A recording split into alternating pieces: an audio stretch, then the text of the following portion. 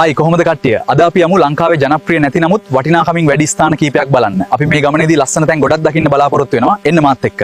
මේ තියෙන්නේ තන්තිරිමලේ රජමහා විහාරය. මෙහි ප්‍රාග්ගීතිහාසික යුගයට අයත්යයි කියන ලෙන්ස් සිතුවම් ඉතා සුවිශේෂයි. මේ තියෙන විශේෂ ගල්කුළු සහ ඒ මත මේ නෙලා තියෙන සැතපෙන බුද්ධ ප්‍රතිමාව නම් ඉතාමත් ආකර්ශනීයයි.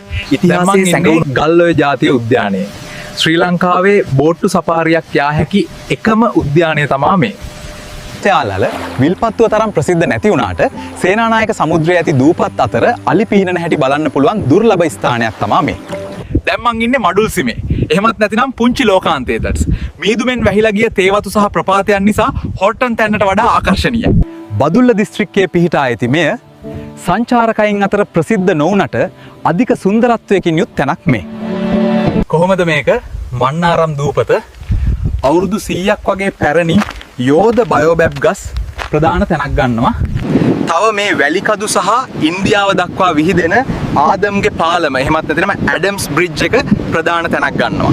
දැන් මං ඉන්නේ රාවණා කතා පුවතට සම්බන්ධ කුරුණැගල දොළු කන්දේ. එතනට අංශක 361 දර්ශනයක් පේන නිසා විශේෂයි. කන්ද මුදුනේ මේ තියෙන නටබුන් සහ গুপ্ত අద్භූත හැඟීමක් ගෙන දෙන ස්ථානයක් නිසා බලන්නම ඕන තැනක්. තවත් මේ වගේ වටිනා දේවල් දැනගන්න පින්ත සබ්ස්ක්‍රයිබ් කරන්න. ඒ වගේම Facebook page එකත් ෆලෝ කරන්නට. ජය වේවා.